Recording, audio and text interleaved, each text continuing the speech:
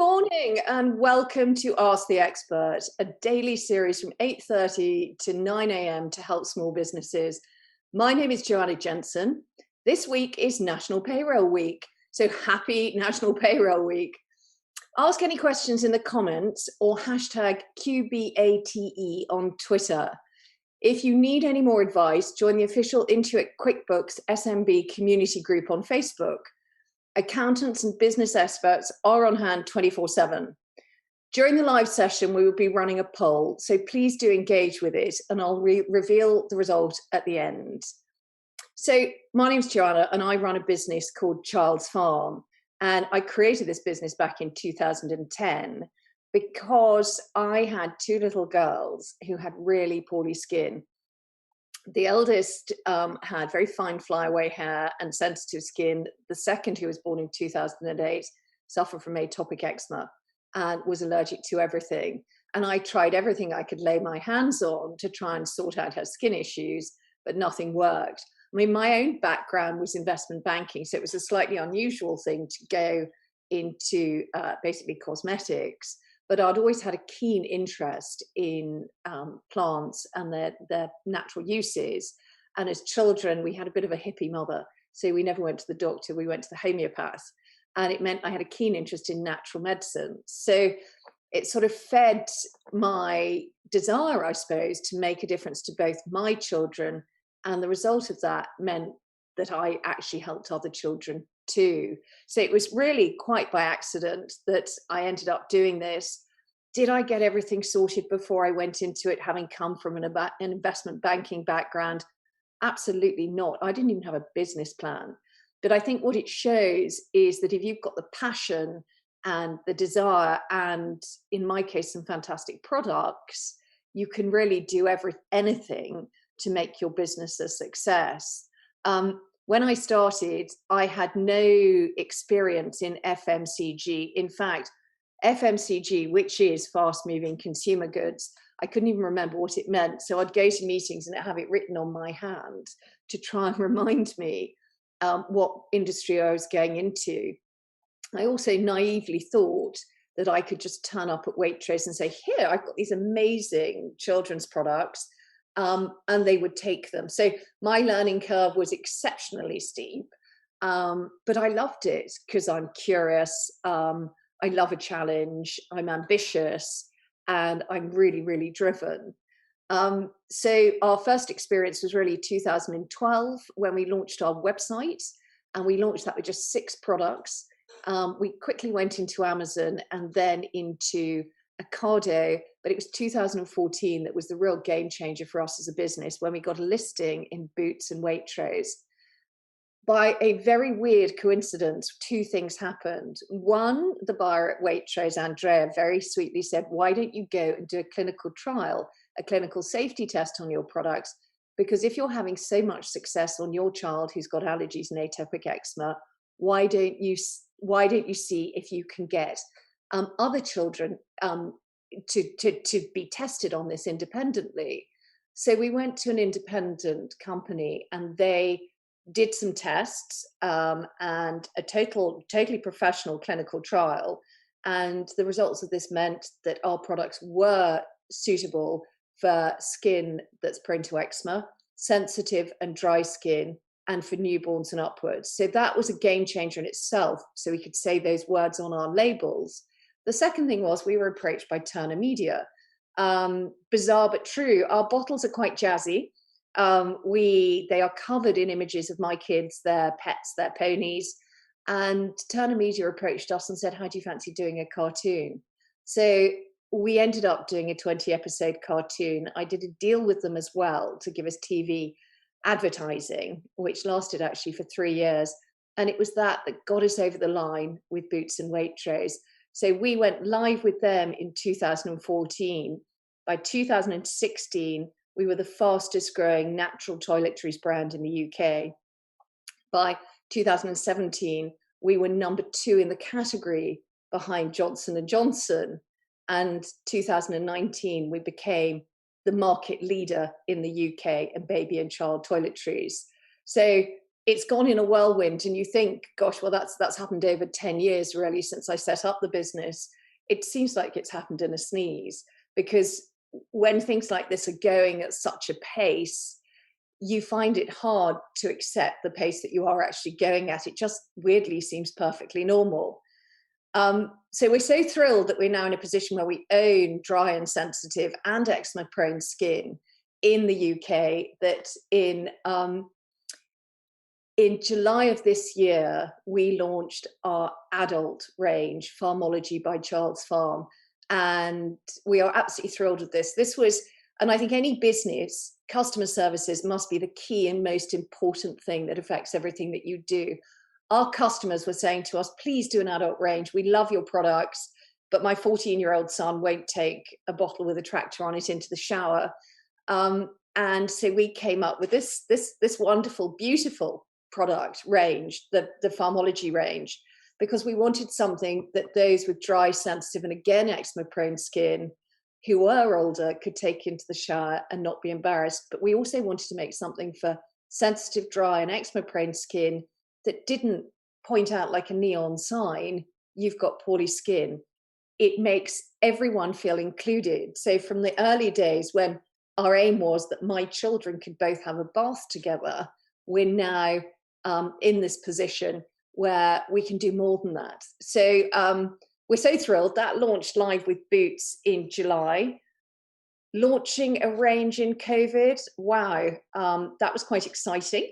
One of our key pillars in our business is sustainability and responsibly sourced ingredients. Now, we found these amazing pumps which have no metal in them, but they came from northern Italy, which of course was the first part of Italy that locked down. All our bottles are 100% ocean prevented plastic. Fantastic. Again, we had issues getting hold of that, and our lids come from India. COVID presented problems, but we are such a determined bunch of people here. And I think that's very much the difference between a successful business and a non-successful business, is the sheer grit inside you. I'm surrounded by high achievers here. We always say, and I'm afraid I stole this from Brewdog, but we work in dog years. So whatever anyone else does in 7 years, we do in 1.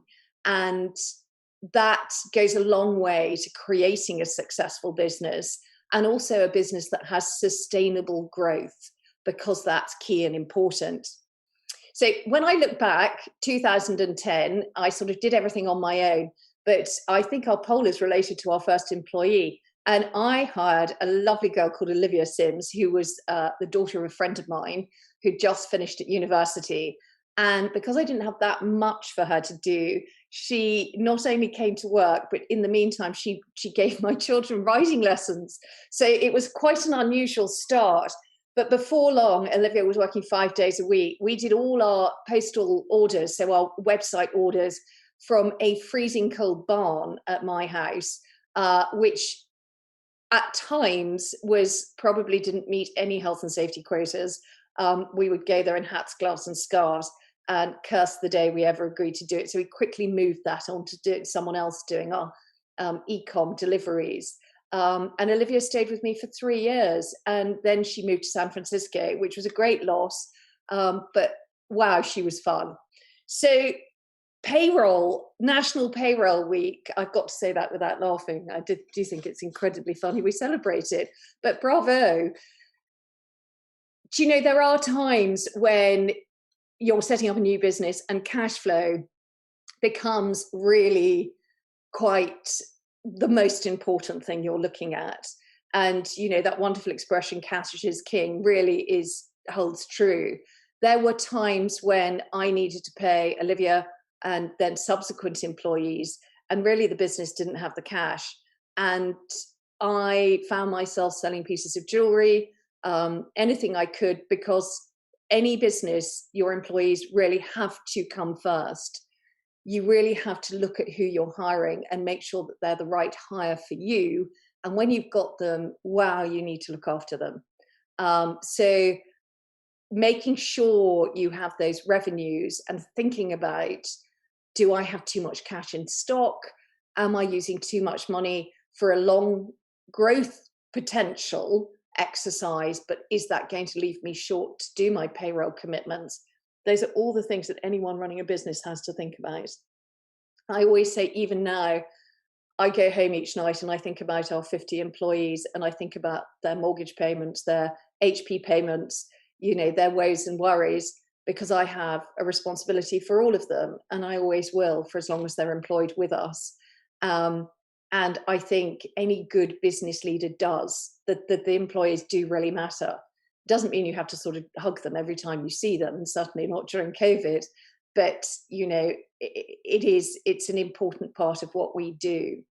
And really, just when you're setting up a business, think about those, that you think about the cash, think about where you're going to be, and think about what you're investing in, and invest wisely, knowing what commitments you still have to make. So I'm looking here and I seem to have a number of questions, and I wondered if we will start here. Sarah from Instagram DM. Thank you, Sarah, for dropping in a question. What kept you motivated when starting up your company during difficult times or setbacks? Would love to get some inspiration, as the last couple of months have been challenging for my business. Oh, Sarah, my heart goes out to you. The last few months, I think, have been challenging for so many.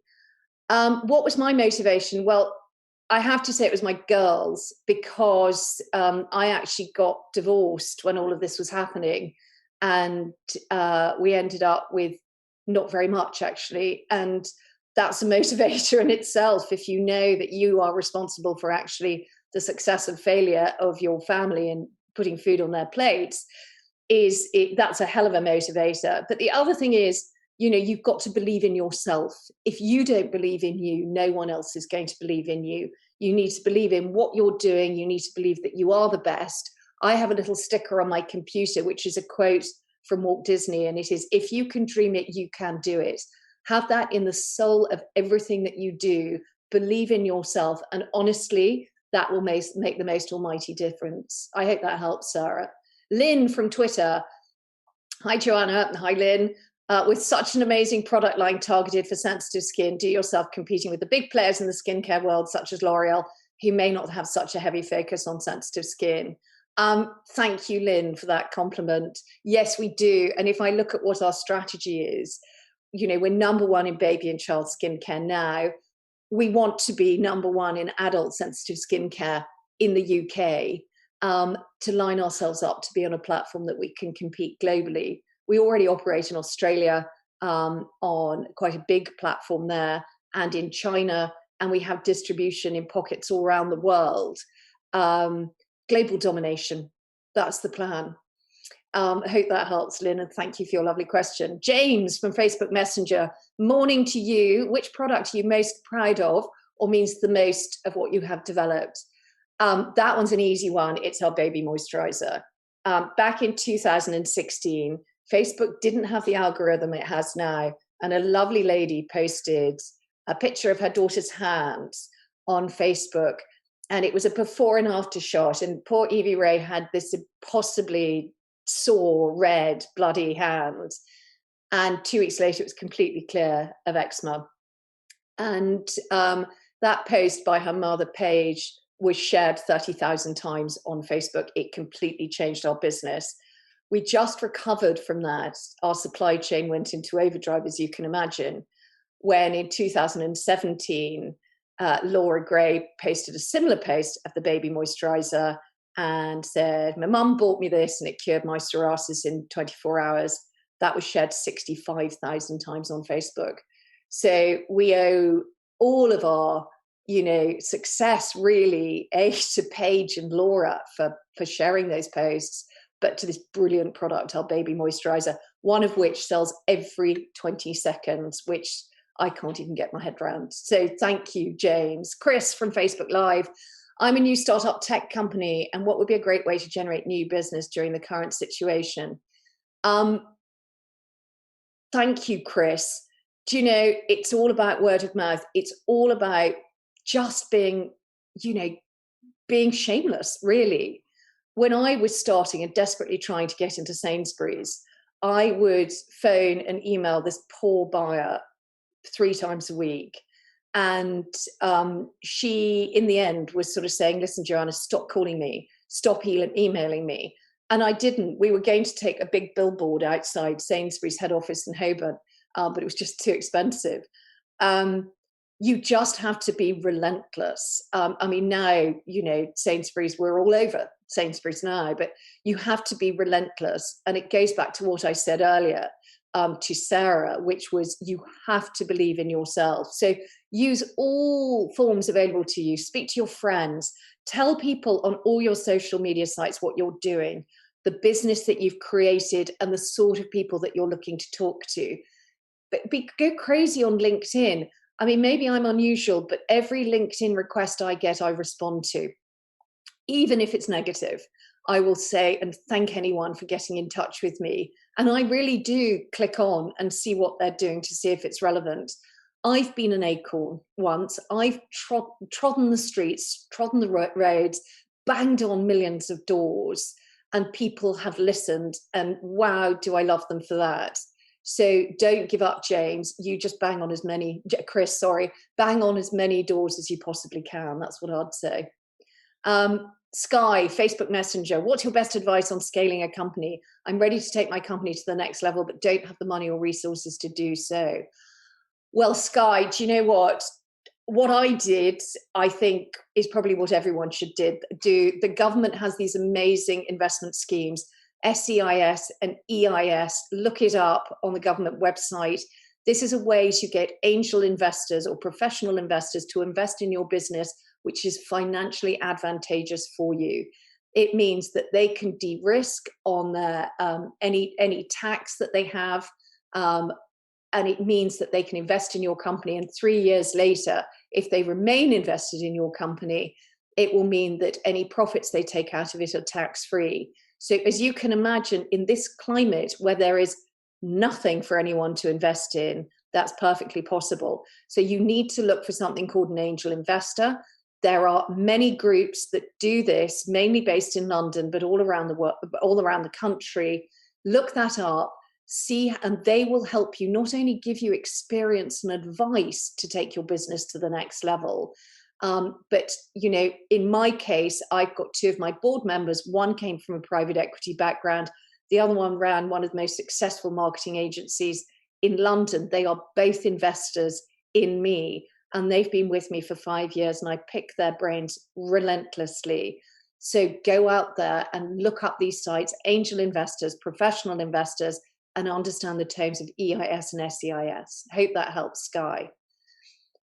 Amy from Twitter, I've loved this so far, Joanna. Amy, come and live with me, be my friend. I think you're great. I think you're wonderful too, because you said that. Thank you so much. As a fellow businesswoman, did you ever feel intimidated taking the plunge in business world on your own as a female? If so, how did you overcome that? That is a brilliant question, Amy. I worked in the city for many, many years, and I have seen it all. And if anything, that probably toughened me up to it. But again, it goes back to believing in yourself. I'm not a rabid feminist, but I'm very conscious of the fact we live in a world which is designed for men. But if you're conscious of that, you can acknowledge that and use your power to make that different. I've never been intimidated.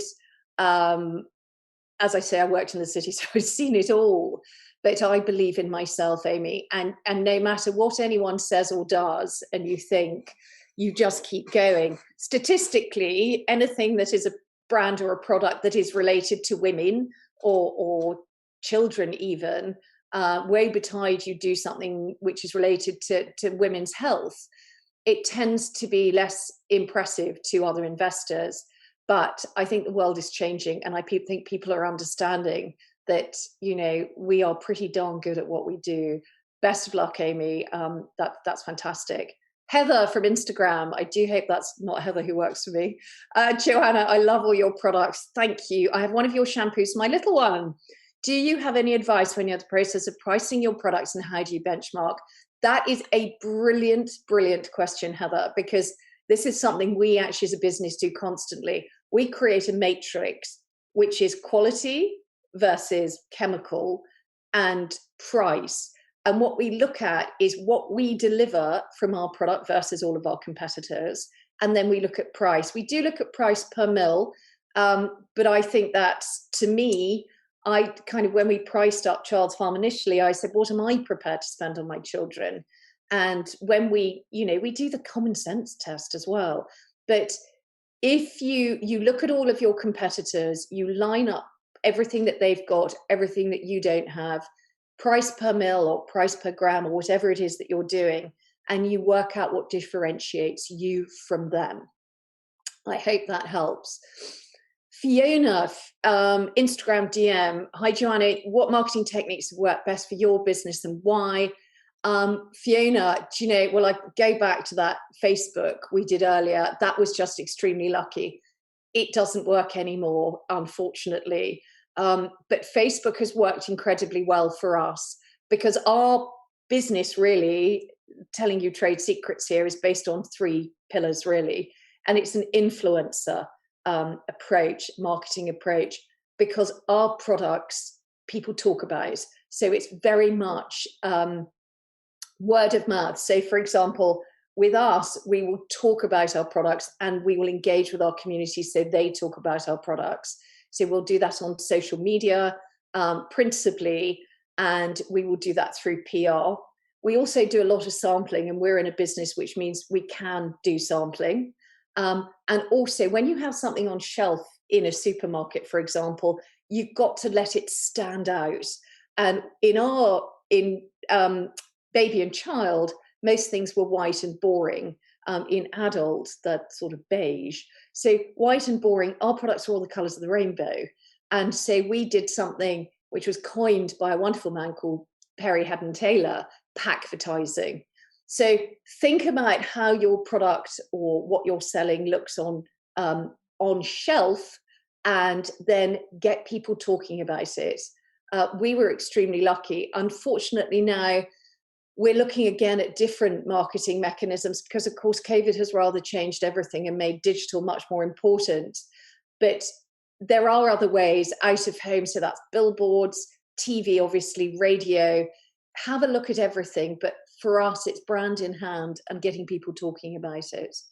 Fern from Instagram DM, good morning. Good morning to you, Fern. It was great to hear about your first employee story with Olivia.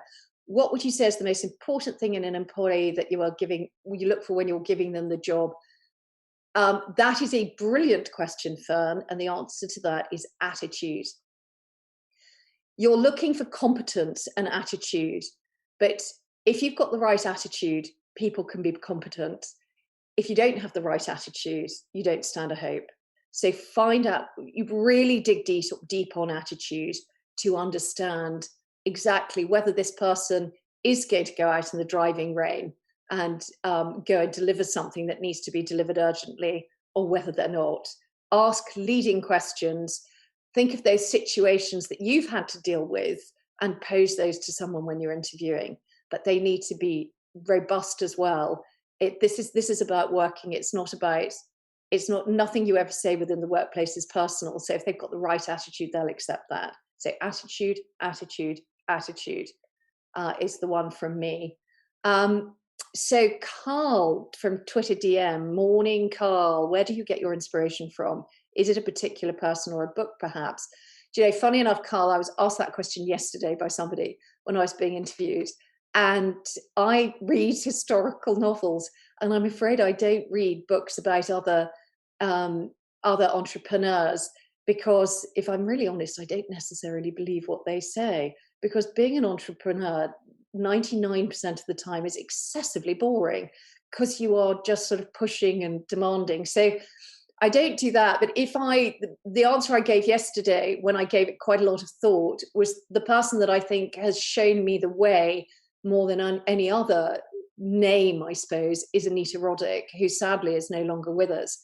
But when she founded The Body Shop, that was unbelievable, because she was in a challenging time where people didn't really think about sustainability. They certainly didn't think about responsibly sourced ingredients.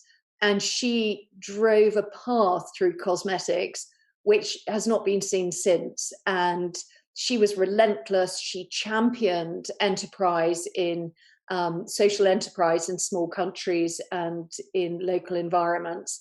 And that's something that I don't think we've ever seen within that environment since. So I would probably say her and my grandfather, who was the coolest man alive. So thank you, Carl. Jacqueline from Facebook Messenger. Morning, Jacqueline. Hi, what's your advice on how do you reinvent yourself as a business to remain competitive? That's a brilliant question, because you need to be a challenger brand. You need to be disruptive. You need to think on your feet. And you need to look around. Don't be frightened or ashamed of nicking ideas from other people. We can't all have a plethora of good ideas. So do be shameless and see what someone else has done well and put your own twist on it. But look around, see what other people are doing. And don't be frightened of reinventing yourself, but only do it if you feel there is an absolute necessity. Part of your challenge will be remaining true to yourself and true to your brand. And that's okay. You don't have to keep on changing everything, if that makes sense. So thank you, Jacqueline. So Jules from Twitter DM, this is my last question this morning, I'm afraid. I'm absolutely loving this, and thank you all so much. Morning, Jules. Do you have any advice for smaller brands with less budget to break into high street shops? Wow, I've been there, Jules. Be relentless. Even when you're exhausted and you think you can't do this again, keep going. LinkedIn's brilliant. Find out who the buyer is for all of those high street shops that you're trying to get into. Get hold of them, ask family and friends, and anyone that you know that maybe works in retail. Look, Google names. I mean, the internet is fantastic now. Find out who the owners of these brands are. I just found out the other day, I was at school with the owner of ASOS. Who knew? What am I going to do with it? Completely sweat that. It's those sort of things. Be shameless is really what I would say. So I'm going to wrap up now on those questions. Thank you so much. And I'm going to talk now about the poll results, which are in. And we asked you, did or would you hire someone you know as your first employee? And I think this is interesting. 46% said yes. 54% said no.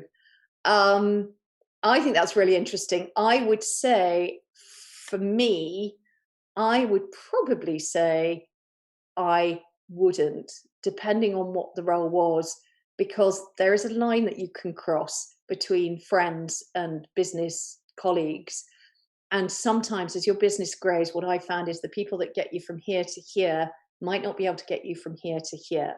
And that creates a difficult conversation. But follow your gut and check they've got the right attitude. So thank you all so much. If you've got any questions, do get in touch with QuickBooks support team on Facebook, or myself. You can get hold of me on any of our digital channels. It's at Child's Farm on Facebook and Twitter. And indeed, if you wanted to contact me on my own Instagram, I'm at Joanna__Jensen. I would love to hear from you. Coming up on Ask the Expert on Monday is Erin Patrick, who is a UK Intuit QuickBooks certified trainer and also head of accounts at Bofix. Erin also has a great YouTube channel called, wait for it, Erin Patrick, the QuickBooks chap, and he gives you a tour of the world of QuickBooks Online. Make sure to check it out. These accounting packages are brilliant.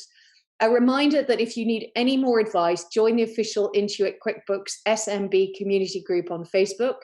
Accountants and business experts are on hand 24/7. I have so enjoyed answering your questions this morning. Thank you for having me, and have a wonderful day.